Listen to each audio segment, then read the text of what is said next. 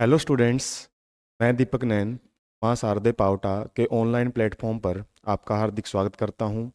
और जैसा कि आप जानते हैं कि हमने एक एमसीक्यू क्वेश्चंस की सीरीज शुरू की है, जिसमें हम 12th क्लास के जो एनसीईआरटी चैप्टर्स हैं में हमने फर्स्ट चैप्टर के जो फर्स्ट 3 पार्ट्स हैं वो डिस्कस किए थे। और आज हम जो चैप्टर सेकंड है sexual reproduction in flowering plants, उसके जो एमसीक्यू क्वेश्चंस हैं उनको डिस्कस करेंगे। और यहाँ पे कंसेप्चुअल क्वेश्चन है वही हम डिस्कस करेंगे। और जैसा कि आप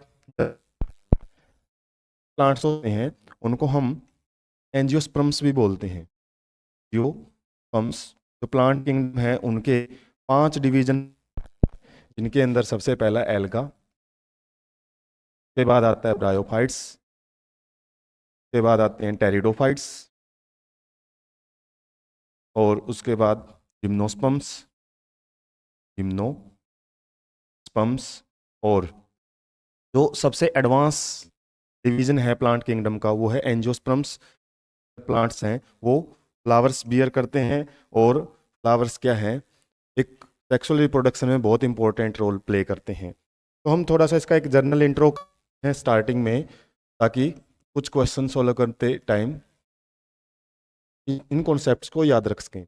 तो जो सेक्सुअल रिप्रोडक्शन है वो मेनली, जैसे प्रीवियस चैप्टर में भी हमने डिस्कस किया था, 3 इवेंट्स होती हैं सेक्सुअल रिप्रोडक्शन में। सबसे पहले होती हैं प्री फर्टिलाइजेशन इवेंट्स,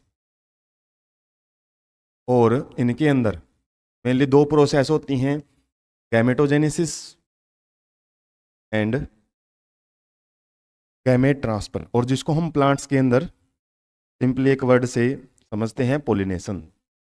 गैमेटोजेनेसिस इस चैप्टर में मेनली मेल गैमेट के बारे में दिया हुआ है, मेल गैमेट कैसे प्रोड्यूस होता है, और मेल गैमेट्स माइक्रोस्पोरोजेनेसिस प्रोसेस होती है,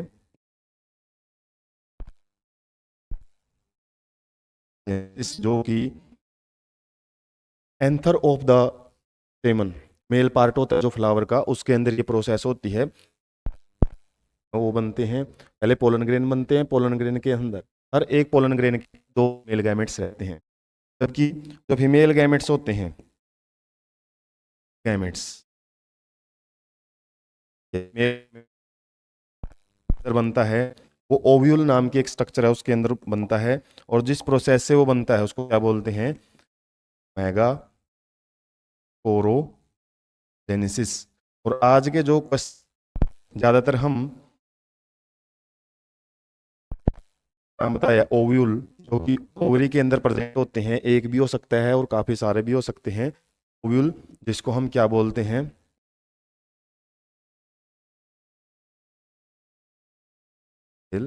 मेगास्पोर या फिर मेगास्पोर। यदि हम जब बात करते हैं तो फीमेल के अंदर ही डिस्कस करते हैं, और इसके अंदर एक एम्ब्रियो जो जिसके अंदर फीमेल गैमेट है वो प्रेजेंट होता है, ओवम प्रेजेंट होते हैं। और फीमेल गैमेट के लिए जो दूसरा वर्ड है वो यूज जाता है, वो है मेल गैमेटोफाइट, गैमेटो। और ज्यादातर ये चैप्टर जितना भी दिया हुआ है उसका मैक्सिमम पोर्शन की जो प्री फर्टिलाइजेशन इवेंट्स है वही कवर किए हुए हैं। और पोलिनेशन के अंदर हम पढ़ते हैं कि किस टाइप से जो पोलिनेशन है, ट्रांसफर ऑफ मेल गैमेट या फिर पोलन ग्रेन एंथर से स्टिग्मा की तरफ जाते हैं, टाइप से होता है। 10th में हम 2 टाइप्स ही पढ़ते हैं, लेकिन यहाँ पे जो सेल्फ पोलिनेशन है उसके 2 टाइप्स यहाँ पे बनाए हुए हैं। और सेकंड है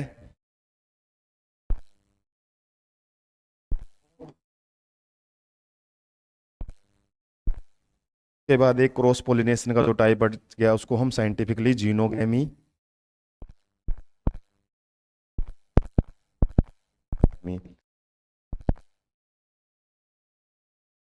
भी कहलाता है, जिसमें प्लांट्स है, एक प्लांट के फ्लावर से जो पोलन ग्रेन है वो अनदर फ्लावर के जो स्टिग्मा है उसके पास जाते हैं, तो ये पोलिनेशन है। और क्रॉस पोलिन है, पोलिनेटर पढ़ते हैं बायोटिक एंड एबायोटिक पोलिनेटर्स, जिसमें हम देखते हैं कि फ्लावर किस तरीके से अपने आप को मॉडिफाई करते हैं ताकि वो एयर पोलिनेट हो सकें, या फिर वाटर पोलिनेट हो सकें, या फिर किसी भी इंसेक्ट या फिर एनिमल्स के द्वारा पोलिनेट हो सकें। उसके बाद जो रहता है सेक्सुअल रिप्रोडक्शन में, वो रहता है डबल। प्लांट्स के अंदर हम जब पढ़ते हैं वह पोलन ग्रेन के अंदर दो मेल गैमेट होते हैं, जिसमें एक मेल गैमेट एग के साथ यूज करके जाइगोट बनाता है, जबकि जो दूसरा मेल गैमेट है उसका पोलर न्यूक्लियाई है, जो सेकेंडरी पोलर न्यूक्लियस उसका यूज करके वो एंडोस्पर्म बनाता है। एंडोस्पर्म जिसको एक न्यूट्रिशियस टिश्यू भी बोलते हैं, और इसका बनना बहुत ज़्यादा जरूरी होता है। इसके अंदर जब भी हम सीड फॉर्मेशन पढ़ते हैं या फिर एम्ब्रियोजेनेसिस होती है, वो इसकी फॉर्मेशन के बगैर कंप्लीट नहीं हो सकती। उसके बाद जो लास्ट इवेंट रहता है वो है पोस्ट फर्टिलाइजेशन इवेंट। और इसके अंदर क्या है, जो जाइगोट है, जाइगोट से आगे एम्ब्रियोजेनेसिस जो हम बोल सकते हैं, और एम्ब्रियोजेनेसिस से पहले एम्ब्रियो फॉर्म, ये जो एंडोस्पर्म फॉर्मेशन है वो रहता है। सबसे पहले यहाँ पे एंडोस्पर्म फॉर्मेशन होता है, उसके बाद एम्ब्रियोजेनेसिस होती है, एम्ब्रियोजेनेसिस, और लास्ट में seed formation and fruit formation होता है। तो इस चैप्टर में मेनली फ्लावर्स या फिर प्लांट के अंदर है जो सेक्सुअल रिप्रोडक्शन किस प्रकार से होता है वो डिस्कस करते हैं। और ये चैप्टर का आपको एक ओवरव्यू तो पहले ही पता हो, तभी हम इसके क्वेश्चंस हैं वो सॉल्व कर सकते हैं। सबसे पहला क्वेश्चन है वो देख लेते हैं हम। जैसा बताया आपको, ओव्यूल से रिलेटेड कुछ क्वेश्चंस रहेंगे हमारे, जो कि female reproductive part of flower में आता है। और फीमेल रिप्रोडक्टिव पार्ट की जब हम बात करते हैं, कार्पल या पिस्टिल, उसके अंदर तीन पार्ट रहते हैं, सिग्मा, स्टाइल एंड। और ओवरी के अंदर जो स्ट्रक्चर्स होती हैं जो कि रिप्रोडक्शन में पार्टिसिपेट करते हैं, खासकर जिसके अंदर फीमेल गैमेट प्रेजेंट होता है, वो हम ओव्यूल्स बोलते हैं। जैसे हम डायग्राम से भी थोड़ा समझते हैं, ये मेल रिप्रोडक्टिव पार्ट ही बना रहा हूँ मैं फ्लावर का। तो ये क्या है, स्टिग्मा है, स्टाइल है, और ये है ओवरी। ओवरी के अंदर कुछ क्लियर या फिर राउंड राउंड स्ट्रक्चर प्रेजेंट होती हैं, और इनका अरेंजमेंट काफ़ी अलग अलग होता है। जैसे हम 11th क्लास में पढ़ते हैं प्लेसेंटेशन, जिसमें इनका अरेंजमेंट काफ़ी डिफरेंट हो सकता है।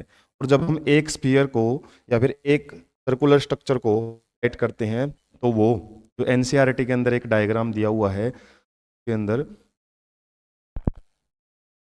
इस टाइप से स्ट्रक्चर्स है वो बनी हुई है। अंदर यहाँ पे एम्ब्रियोसैक होता है और न्यूसेलस इंटेग्यूमेंट्स बाकी रीजन्स प्रेजेंट होते हैं। पे जिक्र किया हुआ है, इसको हम क्या बोलते हैं, फीमेल गैमेटोफाइट। और इसी के अंदर क्या प्रेजेंट होता है, हमारा जो मेन गैमेट कहाँ प्रेजेंट होता है, माइक्रोपाइल एंड की तरफ। इसमें पूछा गया है आपसे, ovules are attached to the parenchymatous. Question, question मतलब सॉफ्ट टिश्यू। और ये जो एक इसकी लाइक स्ट्रक्चर है, ये बोल रहा है कि जो ओवरी की वाल के साथ, जो ओवरी की वाल है वहां किस स्ट्रक्चर से अटैच हो, किस स्ट्रक्चर से, उस स्ट्रक्चर को क्या बोलते हैं, और उसको बोलते हैं प्लेसेंटा। प्लेसेंटा एक ऐसी स्ट्रक्चर होती है जो वगैरह है ओवरी की वाल से, वो ओव्यूल स्टाक लाइक स्ट्रक्चर से, ताकि ये कंप्लीटली अपनी डेवलपमेंट है वो पूरी कर सके, और इसके अंदर जो भी प्रोसेसेस है उसको ये कंटिन्यू कर सके। न्यूसेलस ओव्यूल के अंदर ही होता है, लेकिन जो ओवरी की वाल के साथ जुड़ा होता है उसको प्लेसेंटा बोलते हैं। न्यूसेलस एम्ब्रियोसैक के बाहर एक रीजन है उसको बोलते हैं न्यूसेलस से आउटर, ये जो एम्ब्रियोसैक से आउटर रीजन को न्यूसेलस बोला जाता है। और भी ओब्यूटेटर, ओब्यूटेटर एक ऐसी स्ट्रक्चर है जो हमारी ये स्टाइल रीजन है वो ओवरी के साथ जोड़ती है। कंडक्टिंग टिश्यू को हम पढ़ते हैं, जाइलम और फिलोएम आते हैं इसके अंदर, जाइलम एंड फिलोएम। हालांकि वो यहाँ पे होते हैं, लेकिन वो कनेक्शन जिसका एक पार्टिकुलर इसने बोला है कि जो क्वेश्चन लाइक स्ट्रक्चर है उसको हम प्लेसेंटा ही बोलते हैं। तो क्वेश्चन की हर एक टर्म का मतलब आपको पता हो, तभी आप जो आंसर है उसकी तरफ अप्रोच कर सकते हैं। क्वेश्चन नंबर सेकंड देख लेते हैं। The point at the the ovule, ovule से रिलेटेड ही है। जैसे हम बात करें इसको फ्यूनिकल बोला जाता है, जो स्टाक लाइक स्ट्रक्चर की मैंने बात की थी। और ये स्टाक लाइक स्ट्रक्चर जो हमारे ओव्यूल के साथ जिस भी भाग से जुड़ी हुई होती है उसको एक स्पेशली टर्म दिया जाता है, हम हाइलम बोलते हैं। ओव्यूल को काफी एक्सप्लेन किया हुआ है एनसीईआरटी में, और उसकी कुछ टर्म्स हैं वो पार्टिकुलरली आपको पता होनी चाहिए इन क्वेश्चंस को करने के लिए। डायरेक्ट क्वेश्चन है कुछ। तो फ्यूनिकल जो स्टाक स्ट्रक्चर है वो ओव्यूल के किस भाग से आके जुड़ती है? वो हाइलम से जुड़ती है। कैलेजा एक ऐसा पार्ट होता है जो माइक्रोपाइल से प्रेजेंट होता है। चल माइक्रोपाइल की तरफ क्या प्रेजेंट होती है? एग अपरेटस, यदि हम एम्ब्रियोसैक की बात करें। और एग एक एगो है और टू सिनर्जिड्स होती हैं, सिनर्जिड्स। और मॉडल। और किसकी बात है? जब हम बात करते हैं कि एक की जो एक ओवल स्ट्रक्चर होती है, जैसे कि ओव्यूल बेसल एक टाइप है ओव्यूल का, जो कि एनसीईआरटी में जिसका डायग्राम दिया हुआ है, वो नीचे की तरफ उसमें एग बना हुआ है, पास में जो बनी हुई है दो, उसकी क्या बोलते हैं उनको? सिनर्जिड्स। और इनको मिला के ही एग अपरेटस नाम दिया जाता है। और उसके बाद इसके जस्ट अपोजिट में जो वो चलेजा बोलते हैं, और चलेजा की तरफ एंटीपोडल सेल्स प्रेजेंट होती हैं। ऐसे ही एक स्ट्रक्चर प्रेजेंट होती है ओव्यूल के अंदर, जो कि एक कनेक्टिव का काम करती है। और एंडोथीलियम, थीलियम एक लेयर के लिए वर्ड यूज किया जाता है, हालांकि ऐसा ओव्यूल से रिलेटेड एनसीईआरटी में कोई वर्ड नहीं है, लेकिन इनर लेयर के लिए वर्ड आया है, लेयर।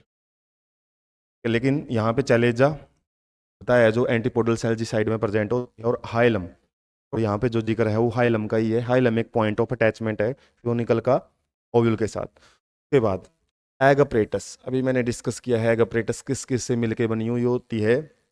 उसमें एक तो एग सेल होती हैं और दो सिनर्जिड्स। एग सेल जो फीमेल गैमेट का काम करती है, और सिनर्जिड्स पास फिलीफॉर्म अपरेटस प्रेजेंट होती हैं।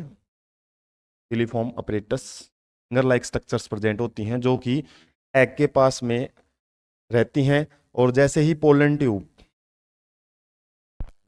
फिर एम्ब्रियो सैक की तरह होती है, तो उनको गाइड करती हैं कि हमारा जो एग है वो कहाँ है, ताकि वो फर्टिलाइजेशन इजीली कर सके। तो सिनर्जिड्स का काम मेनली इसकी जो फिलीफॉर्म अपरेटस के द्वारा ये करती हैं, पोलन ट्यूब को गाइड करने का, बताती हैं कि एग कहाँ पे प्रेजेंट है। सो नेक्स्ट क्वेश्चन है the most common type of ovule. और ओव्यूल इसके अंदर पाया जाता है female reproductive part of flower. Pistil के अंदर होता है, और पिस्टिल में भी ओवरी के अंदर प्रेजेंट होता है, और उसका टाइप यहाँ पे पूछा हुआ है। और ओव्यूल का जो दूसरा नाम है वो हम इसको मेगा स्पोर भी बोलते हैं, मेगा स्पोर। और इसके अंदर एक स्ट्रक्चर प्रेजेंट होती है जिसको इम्ब्रियो सैक बोला जाता है।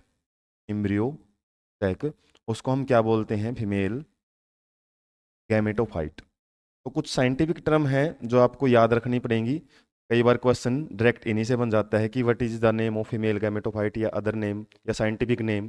तो ओव्यूल को ही हम फीमेल गैमेट ओव्यूल को हम मेगास्पोर बोलते हैं, और इसके अंदर जो स्ट्रक्चर होती है उसको हम बोलते हैं इम्ब्रियोसैक। तो यहाँ पे मोस्ट कॉमन टाइप, ओव्यूल के काफ़ी सारे टाइप होते हैं, लगभग 6 टाइप्स हम पढ़ते हैं।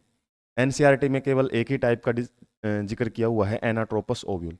और एनाट्रोपस जो ओव्यूल होता है उसकी स्ट्रक्चर एनसीईआरटी में भी दी है, इन्वर्टेड ओव्यूल है।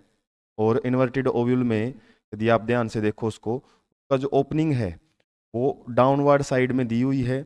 और ये जो इंटेगुमेंट पार्ट होते हैं जो बाहर की तरफ रहते हैं, उसके बाद न्यूसेलस रीजन रहता है।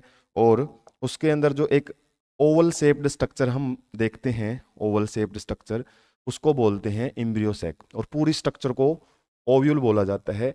और जो ये टाइप है ओव्यूल का उसको एनाट्रोपस।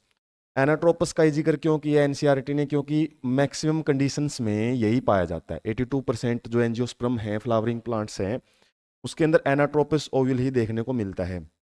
इसके अलावा इसकी जो एंगल है इसके साथ में जो ये फ्यूनिकल है, स्टाक है जिसके साथ ये अटैच होता है ओवरी की वाल के साथ, और जो माइक्रो पाइल एंड होता है उसके बीच में कितना एंगल है। जैसे यहाँ पे हम देख सकते हैं बिल्कुल एक ही डायरेक्शन में है ये दोनों, फ्यूनिकल की अटैचमेंट है और जो माइक्रोपाइल एंड है उसको हम एनाट्रोपस बोलते हैं। कई बार ये स्ट्रेट भी रहता है, जो ओपनिंग एंड है वो ऊपर की तरफ रहते हैं और फ्यूनिकल है वो नीचे से अटैच रहता है 180 डिग्री पे। इसी तरीके से जो ये एंगल हैं डिफरेंट डिफरेंट रहेंगे तो इनके नाम भी ऑर्थोट्रोपस है, हेमिट्रोपस और कैम्पाइलोट्रोपस है। वो एंगल पे ही डिपेंड करते हैं सारे के सारे जो 6 टाइप्स हैं। तो ज़्यादातर हम पढ़ते हैं एनाट्रोपस ओवल और कम्पिटिटिव एग्जाम में, और या फिर आप बोर्ड एग्जाम में भी देखते हैं तो इससे रिलेटेड ही क्वेश्चन आपसे पूछे जाते हैं। उसके बाद नेक्स्ट क्वेश्चन देखते हैं, फिलीफॉर्म अपरेटस कहाँ पाई जाती हैं। तो ये स्ट्रक्चर भी ओव्यूल के अंदर ही मिलती हैं, मेगास्पोर के अंदर। और इसकी यदि हम बात करें कहाँ पे हैं, जैसे अभी पिछले डायग्राम में हमने डिस्कस किया था, एक ओवल शेप्ड स्ट्रक्चर प्रेजेंट होती है ओवल के अंदर ही, जिसको हम इम्ब्रियो सैक बोलते हैं, इम्ब्रियो सैक। और इसके अंदर कुछ अदर स्ट्रक्चर्स भी प्रेजेंट होती हैं। माइक्रोपाइल एंड जिस साइड में प्रेजेंट होता है, जैसे इसके सराउंडिंग में न्यूसेलस रीजन है, और उसके बाद यहाँ पे इंटेग्यूमेंट्स रहती हैं। और इस एम्ब्रियो सैक की स्ट्रक्चर में यदि हम अंदर देखें तो माइक्रोपाइल एंड की तरफ एक एग सेल होती हैं और 2 सिनर्जिड्स रहती हैं। इसके अलावा जो अपोजिट एंड होता है माइक्रोपाइल के दूसरी साइड में उसको क्या बोलते हैं, चैलेजल एंड, और चैलेजल एंड की तरफ 3 एंटीपोडल सेल्स हैं वो प्रेजेंट होती हैं। बीच में 2 पोलर न्यूक्लियाई भी प्रेजेंट होते हैं। तो यहाँ पे जो स्ट्रक्चर्स हैं एग के साथ में, जो ये वाली स्ट्रक्चर हैं या 2 सेल्स हैं, इन्हीं को हम बोलते हैं सिनर्जिड्स। और सिनर्जिड्स के पास पाई जाती हैं या इन्हीं के पास इनकी एक मॉडिफिकेशन होती है फिलीफॉर्म अपरेटस। और ये filiform apparatus finger like structure present होती हैं, जो क्या करती हैं, जैसे ही पोलन ट्यूब एंटर करती है मेल गैमेट्स को लेके आती है तो उसको गाइड करते हैं ताकि हमारे जो एग की तरफ मेल गैमेट को पहुंचाया जा सके। तो मेल गैमेट्स हैं, सबसे पहले फर्स्ट मेल गैमेट है वो एग के साथ फ्यूज करके जाइगोट बनाएगा, और उसको पता कैसे लगेगा कि एग कहाँ पे है, तो ये फिलीफॉर्म अपरेटस है वो गाइड करती हैं। तो कहाँ होती हैं ये सिनर्जिड्स की स्ट्रक्चर होती हैं। यदि आप डिटेल से स्ट्रक्चर पढ़ते हो तभी कुछ ऐसे डीप क्वेश्चंस के आंसर है वो दे पाते हो। तो यहाँ पे सिनर्जिड्स से रिलेटेड ही डिस्कशन था। उसके बाद हम देख लेते हैं पॉलीगोनम टाइप। पॉलीगोनम मीन्स जिसके अंदर मल्टीपल स्ट्रक्चर्स प्रेजेंट होती हैं, मल्टीपल स्ट्रक्चर्स। और इससे पहले वाली यदि हम स्लाइड में देखें, इसमें हमने जो एम्ब्रियो सैक की स्ट्रक्चर बनाई है, इसके अंदर एंटीपोडल सेल्स बनाई है एक साइड में। एंटीपोडल सेल्स कितनी है, ये 3 इन नंबर, 3 होती हैं। उसके बाद 2 पोलर न्यूक्लियाई हैं, ये सेल नहीं है, ये केवल न्यूक्लियस हैं जो सेंटर में प्रेजेंट होते हैं लार्ज सेंट्रल सेल में। और माइक्रोपाइल एंड की तरफ फिर 3 सेल प्रेजेंट होती हैं जिसको एग अपरेटस बोलते हैं, एग अपरेटस, जिसके अंदर एक एग सेल होता है और 2 सिनर्जिड्स होती हैं। तो सेल्स की यदि हम काउंटिंग करें टोटल, क्योंकि अगले क्वेश्चन में काउंटिंग की बात की है, तो 3 सेल तो यहाँ पे हैं। उसके बाद एक सेल पूरी है जिसके अंदर ये सारी की सारी सेल प्रेजेंट हैं, लार्ज सेंट्रल सेल जिसको बोलते हैं। और उसके बाद जो 3 सेल्स हैं एग अपरेटस में प्रेजेंट होती हैं। तो हमारे पास टोटल नंबर ऑफ सेल्स हैं जो एम्ब्रियो सैक के अंदर वो कितनी है, 7। और न्यूक्लियस की हम बात करें, न्यूक्लियस ऊपर वाली तीनों सेल में एक एक न्यूक्लियस है। तो लार्ज सेंट्रल सेल है, इसके अंदर 2 न्यूक्लियस प्रेजेंट है जिसको हम पोलर न्यूक्लियाई बोलते हैं, 2 न्यूक्लियस। और इन 3 सेल के पास भी अपना अपना एक एक न्यूक्लियस है। तो न्यूक्लियस की यदि बात करें एक एक्स्ट्रा है जो कि लार्ज सेंट्रल सेल के पास है, और न्यूक्लियस यहाँ पे कितने हो जाते हैं, टोटल 8। तो यदि हम यहाँ पे बात करें polygonum type of embryo sac, जो स्ट्रक्चर हम डिस्कस किया है पॉलीगोनम ही है, मल्टीपल स्ट्रक्चर्स प्रेजेंट होती हैं इसके अंदर। Typical female gametophyte of angiosperm is, इसके अंदर हमने डिस्कस किया है 7 सेल होती हैं और 8 न्यूक्लियस। कई बार आपसे ये भी पूछ लिया जाता है मैच्योर फीमेल गैमेटोफाइट, या फिर का दूसरा नाम अभी डिस्कस किया था हमने embryo sac. Mature embryo sac के अंदर क्या कंडीशन मिलती है, तो ये 7 सेल्ड और 8 न्यूक्लिएट की कंडीशन मिलती है। नेक्स्ट क्वेश्चन देख लेते हैं, ट्रांसप्रोपोलन ग्रेन। और ट्रांसप्रोपोलन ग्रेन की बात आती है तो किसकी है? पोलिनेशन। और पोलिनेशन में 12th क्लास में हम 3 टाइप हैं वो पढ़ते हैं, शुरुआत में भी हमने डिस्कस किया है। सबसे पहला है, तो यदि अर्लियर क्लासेज में बात करें हम, सेल पोलिनेशन है, उसके ही 2 टाइप बनाए हुए हैं यहाँ पे, पहले 2 हैं जो सेल पोलिनेशन। और वो कौन कौन से टाइप हैं? ऑटोगैमी और दूसरा है गिटोनोगैमी। ये दोनों सेल पोलिनेशन के ही हैं। सेल पोलिनेशन मीन्स फ्लावर हमारा, प्लांट सेम रहता है इसमें,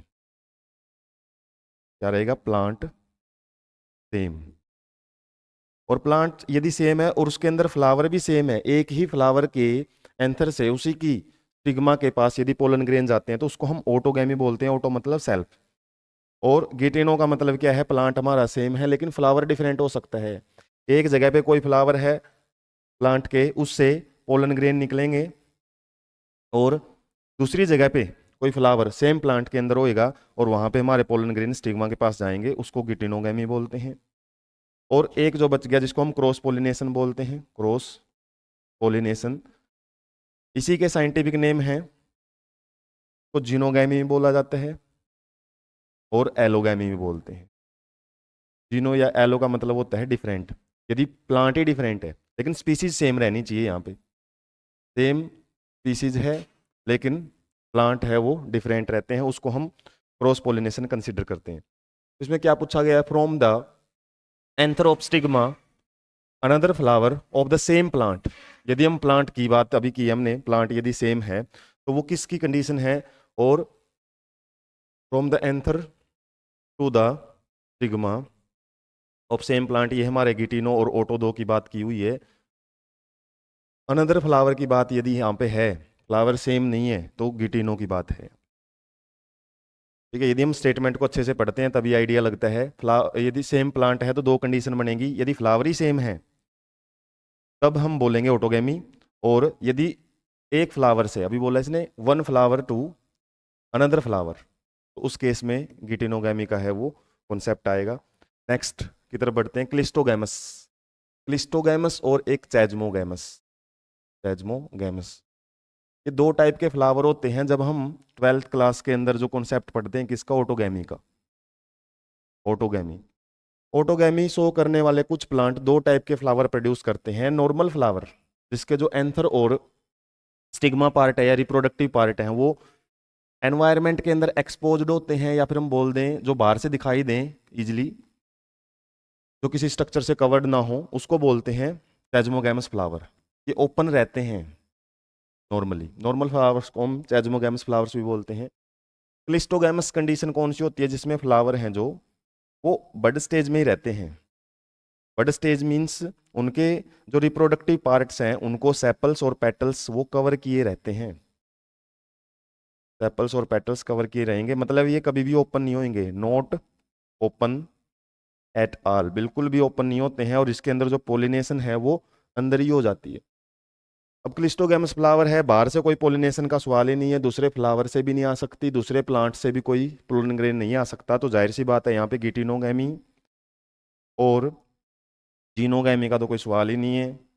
एक ही चीज बच गया हमारे पास, वो क्या? ऑटोगैमी।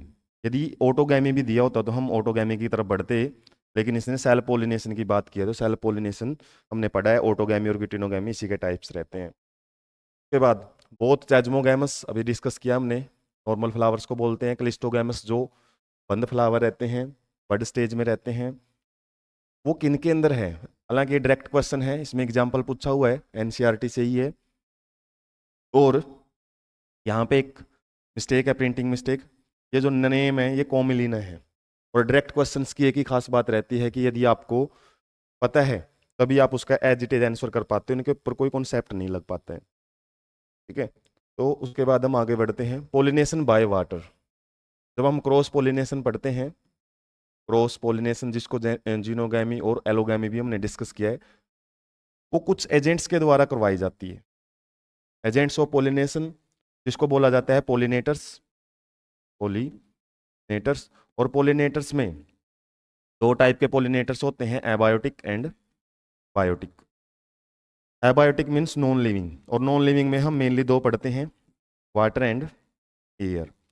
वाटर के द्वारा जो पोलिनेशन करवाई जाती है उसको साइंटिफिकली हाइड्रोफिली बोला जाता है, और जो एयर के द्वारा पोलिनेशन करवाई जाती है उसको एनीमोफिली बोलते हैं, एनीमोफिली।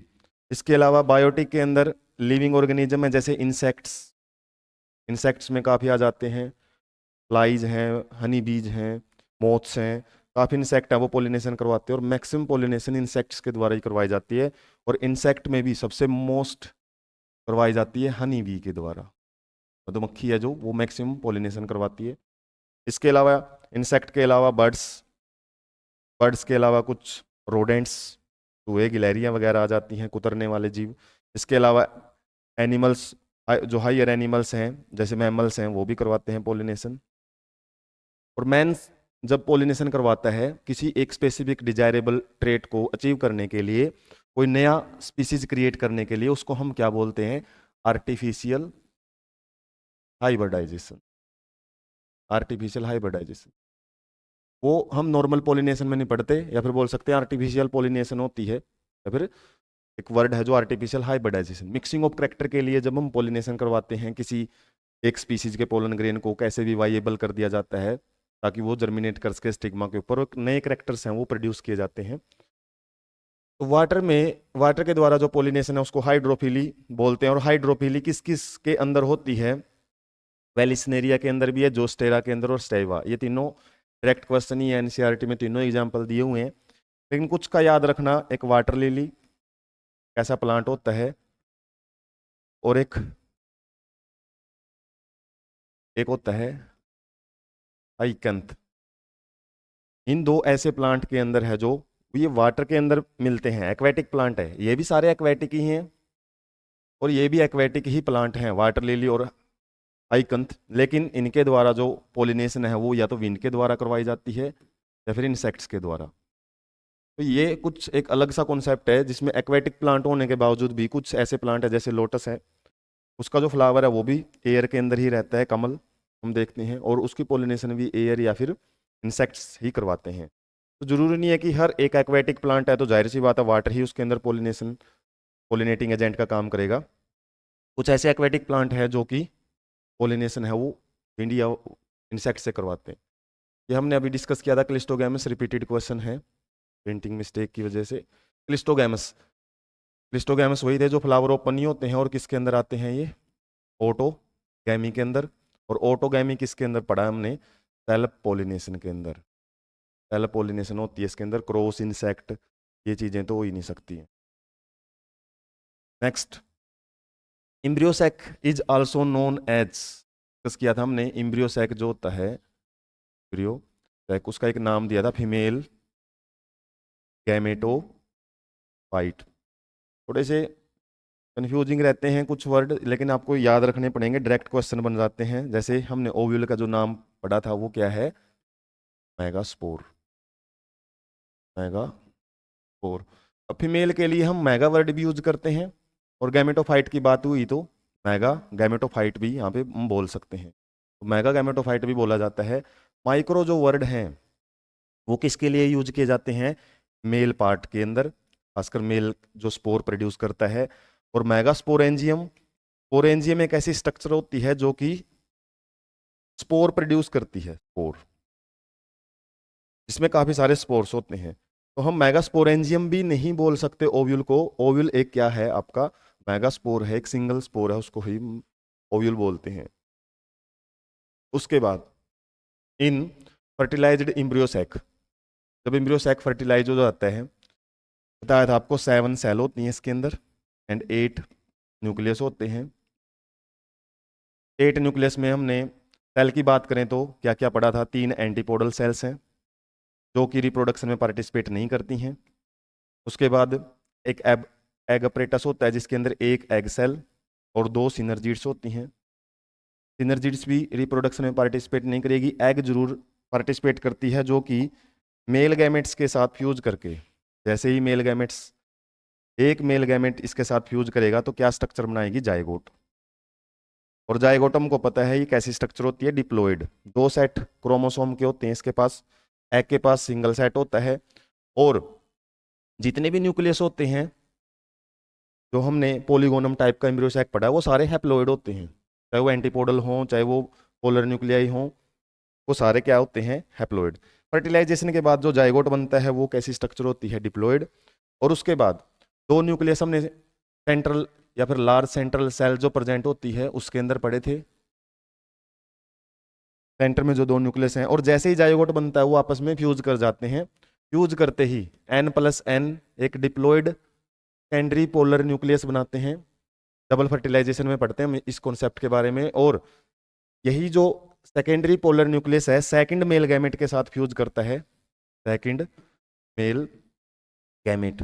और कैसी स्ट्रक्चर बनाएगा, एक, क्योंकि इसके पास भी हैप्लॉइड स्ट्रक्चर है, और टोटल हमारी जो स्ट्रक्चर यहाँ पे बन जाती है 2N+N 3N structure, triploid structure बनेगी, जिसको क्या बोला जाता है, प्राइमरी एंडोस्पर्म।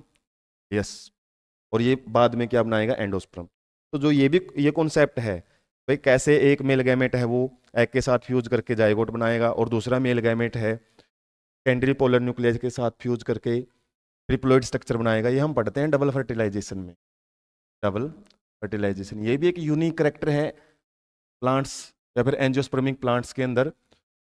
जो नॉर्मल इंडिविजुअल हैं ह्यूमन्स हैं उनके अंदर फर्टिलाइजेशन एक बार ही होती है, लेकिन इसमें फर्टिलाइजेशन 2 बार रहती है। मेल गैमेट 2 आते हैं पोलन ग्रेन में, एक पोलन ग्रेन 2 मेल गैमेट्स को कैरी करता है, जो कि पोलन ट्यूब के द्वारा एम्ब्रियो सैक तक पहुंचाए जाते हैं। तो यही पूछा है कि यदि फर्टिलाइजेशन हो जाती है उसके बाद कौन कौन सी जो स्ट्रक्चर हैं वो हैप्लॉइड, डिप्लॉइड और ट्रिप्लॉइड है। हैप्लॉइड आपको बताया ही है, जो फर्टिलाइजेशन में पार्टिसिपेट नहीं करती है वो सारी हैप्लॉइड ही हैं। सिनर्जिड्स है ये नहीं पार्टिसिपेट करती, इसकी जगह यदि एंटीपोडल आ जाता है वो भी नहीं है पार्टिसिपेट करती हैं। जाइगोट डिप्लॉइड है, हमने सीक्वेंस एज इट इज देखनी है जैसे इसमें पूछा हुआ है।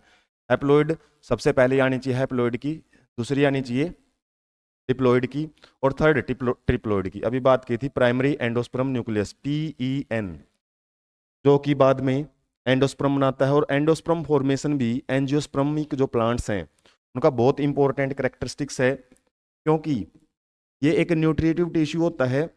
जब तक ये नहीं बनता तब तक आपकी जो फर्दर डेवलपमेंट है, एम्ब्रियोजेनेसिस है, वो शुरू नहीं होती है।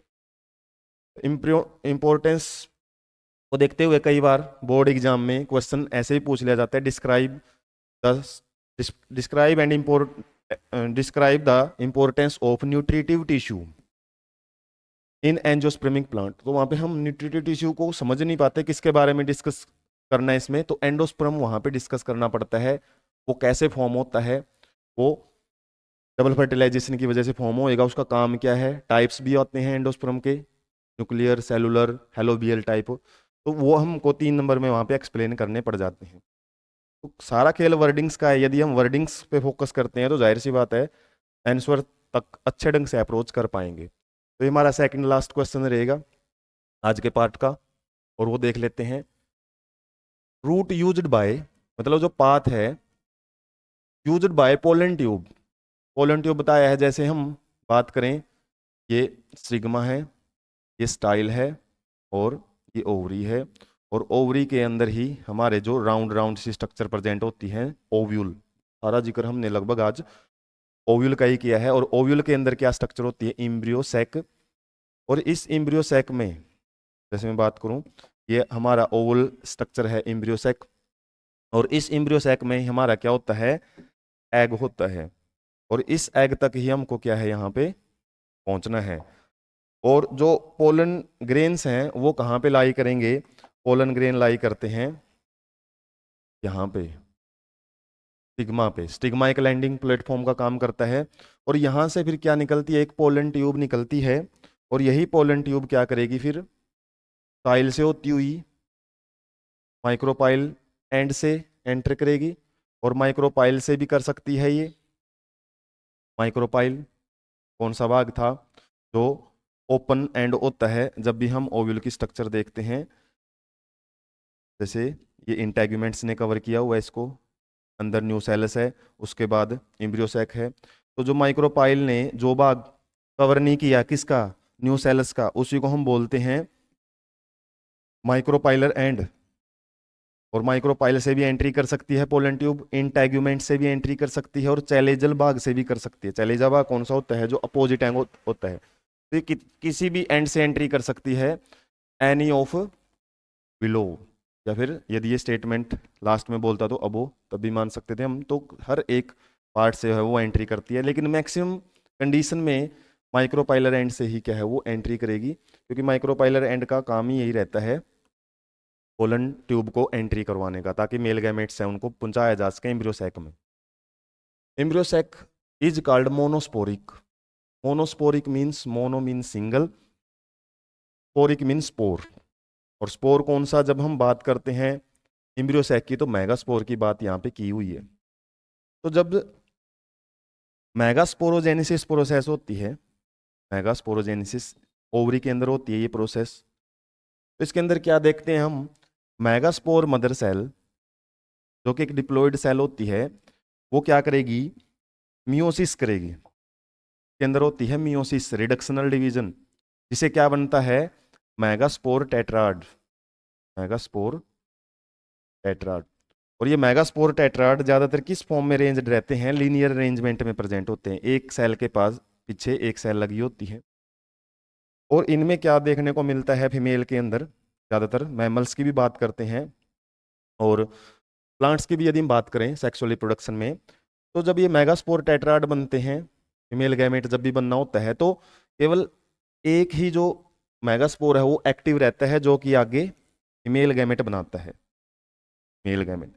बाकी जो 3 हैं वो डिजेनरेट हो जाते हैं, तीनों के तीनों नष्ट हो जाते हैं। और कौन से वाला ज्यादातर जो मेगास्पोर एक्टिव रहता है? ये न्यूसेलस में रहते हैं। और न्यूसेलस के अंदर एक माइक्रोपाइलर एंड होता है, यहाँ से भी क्वेश्चन बन सकता है इसलिए बताया जा रहा है आपको कॉन्सेप्ट। और यहाँ पे चैलेजल एंड होता है। तो चैलेजल एंड की जो तरफ होता है